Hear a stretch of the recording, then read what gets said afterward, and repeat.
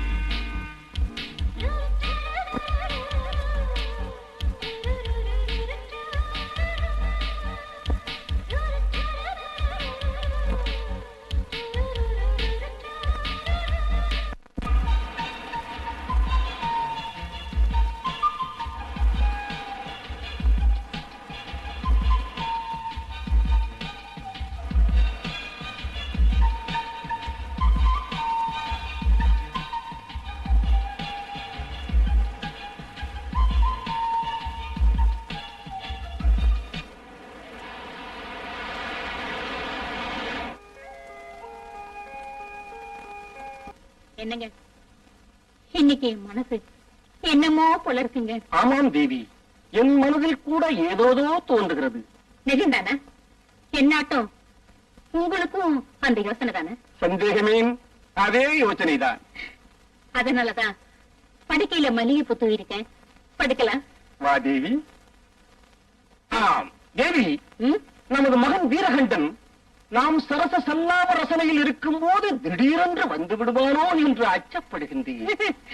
அதனாலதான் அந்த பயல ஊஞ்சல்ல படுக்க வச்சு காலை ரெண்டையும் கட்டி போட்டுட்டு வந்துட்டேன். அப்படியா? இன்னும் தயக்குவதற்கு இந்த வீர மார்த்தாண்டனின் மார்பில் சாய்ந்து கொள்.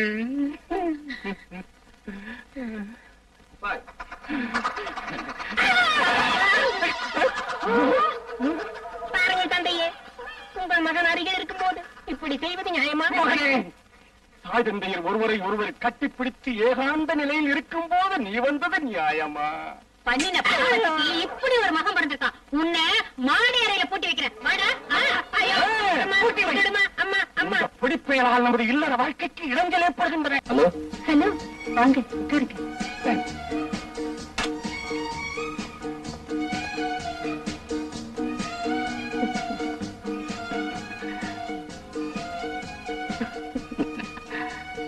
வரப்போற ராத்திரி என் வாழ்க்கையில முக்கியமான நாள். ஏன் தெரியுமா? முதல் தடவை உங்களை பார்த்து என்னையே மறந்த நாள் வெள்ளிக்கிழமை. நாளைக்கு கூட வெள்ளிக்கிழமை தான். அதுக்கு என்ன செய்ய சொல்றீங்க?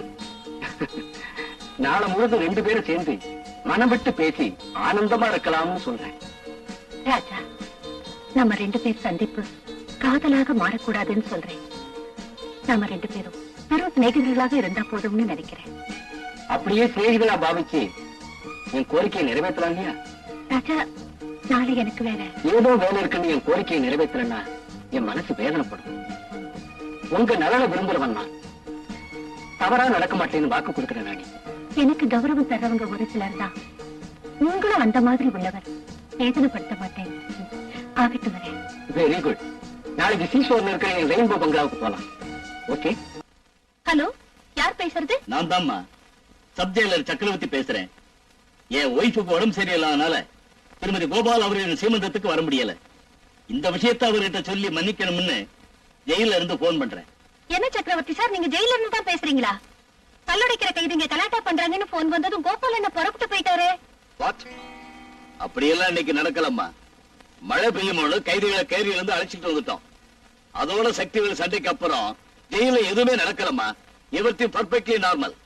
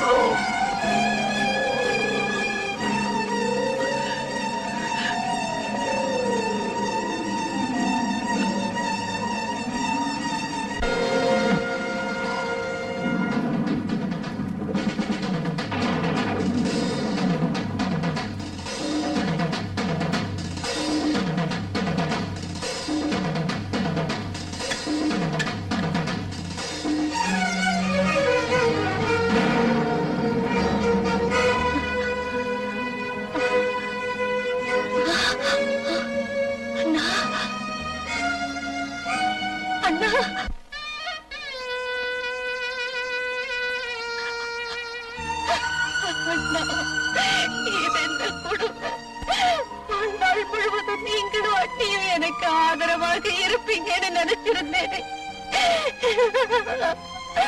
என்ன தனிய விட்டுட்டு போயிட்டீங்களே அண்ணா.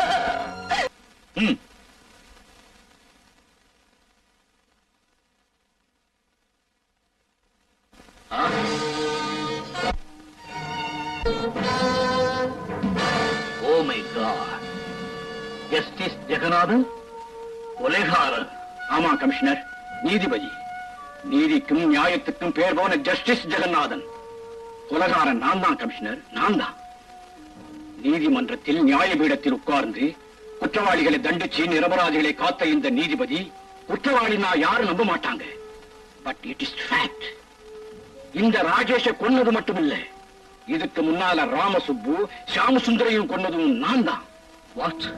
கோர்ட்ல பப்ளிக் ப்ராசிக்யூட்டர் ஆவேசமாக கோபமாக ராணிபாலா 2 கொலைகளை செய்தார் என்றும் செய்யலேன்னு அவர் சொன்னது பொய்யின்னும் எவ்வளவோ திறமையாக வாதாடினார். But he was mistaken. என்ன, அந்த 2 கொலைகளையும் செஞ்சது நான் தான். ஷியாம் சுந்தர் ராணிபாலா தன்னை கொன்னுடுவாளோன்னு பயப்பட்டு ரூமில் இருந்து தப்பி போறதுக்காக லிப்ட் கிட்ட ஓடி வந்தான்.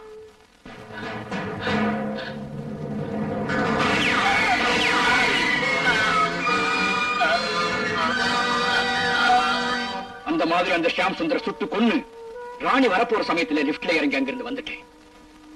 2வது ஆள் ராமசுப்பு அறைக்குள்ள வர்றதுக்கு முன்னாலேயே நான் இங்க பதுங்கியிருந்து அவன் இங்க வந்ததும்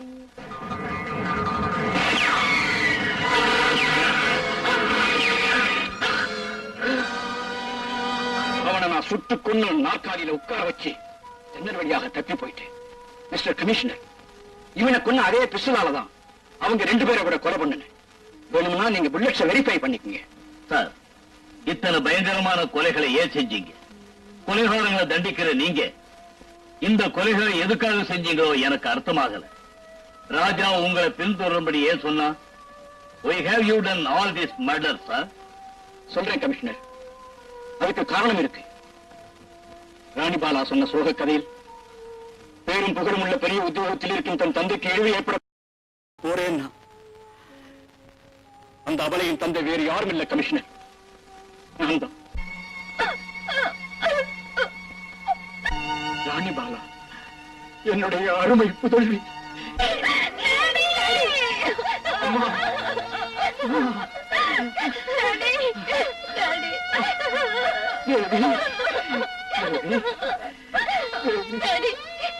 எந்த கெட்ட பேரும் உங்க மேல வரக்கூடாதுன்னு இந்த ஊரையும் வீட்டையும் விட்டுட்டு போனேடும். அதே கெட்ட பேரை இன்னைக்கு நீங்க வாங்கிக்கிட்டீங்களே டாடி. டாடி, நான் செய்யணும்னு நினைச்ச கொலையை நீங்க செஞ்சு உங்க பேரை கலங்கப்படுத்திக்கிட்டீங்களே. உங்க கையாலேயே கொலை செஞ்சுட்டீங்களே டாடி. நீ குற்றவாளி ஆகக்கூடாதுன்னு, அந்த காரியத்தை நீ செய்யக்கூடாதுன்னு அந்த குற்றங்களை நானே செஞ்சேம்மா. அம்மா, அதை நானே செஞ்சேன். எதிர்பாராத விதமா இந்த ஊர் ஜட்ஜியாக விதி என்னை நியமிச்சது. நீதிபதியாக தர்மத்தை நிலைநாட்ட வேண்டிய நான் இத்தனை கொலைகளை செஞ்சிருக்க கூடாது, உண்மைதான். ஆனா ஒரு நல்ல தகப்பன், பிள்ளையை காப்பாற்ற வேண்டிய பொறுப்புள்ள ஒரு மனுஷன் தப்புன்னு தெரிஞ்சும் வேணும்னே இந்த கொலைகளை நான் செஞ்சேன். எந்த ஒரு மனிதனுக்கும் குழந்தை மீது பாசம் இருக்கும். அந்த குழந்தையை காப்பாற்ற எதையும் செய்ய நினைப்பான். இப்ப நான் செஞ்சது அதுதான். அதுதான் கமிஷனர் சார், 3 கொலைகளை செய்த ஜட்ஜி ஜெகநாதனை அரெஸ்ட் பண்ணுங்க.